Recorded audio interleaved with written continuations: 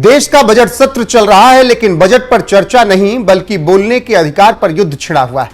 दोनों पक्ष मतलब सत्ता और विपक्ष के सांसद आमने सामने हैं और सबसे अहम सवाल, क्या संसद में विपक्ष की आवाज को जानबूझकर दबाया जा रहा है? सोमवार को लोकसभा में जो कुछ हुआ वो सिर्फ एक हंगामा नहीं था, बल्कि लोकतंत्र के भीतर छिपे टकराव की खुली तस्वीर थी।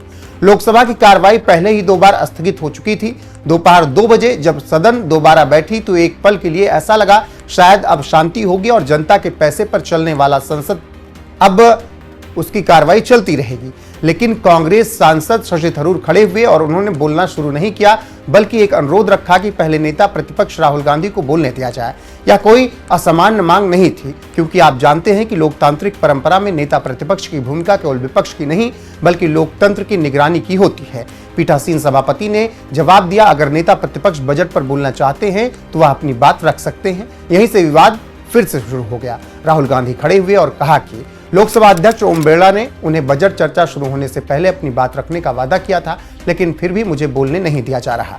राहुल गांधी का यह आरोप बहुत गंभीर था, क्योंकि सवाल सिर्फ बोलने का नहीं बल्कि स्पीकर की प्रतिबद्धता का था।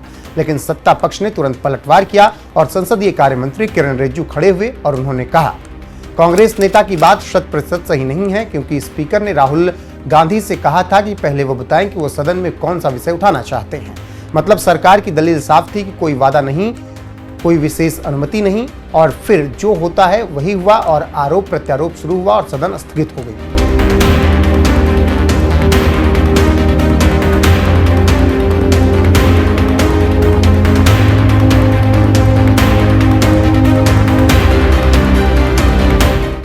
भारी बवाल के बीच पीठासीन सभापति ने स्पष्ट किया कि उनके पास राहुल गांधी की ओर से कोई लिखित नोटिस नहीं है और मौजूदा स्थिति में वह केवल बजट पर चर्चा की ही अनुमति दे सकते हैं। मतलब संदेश साफ था कि या तो बजट पर बोलिए या फिर बिल्कुल मत बोलिए। इसी को लेकर कांग्रेस आरोप लगा रही है कि राहुल गांधी को बजट पर बोलने से मना किया जा रहा है।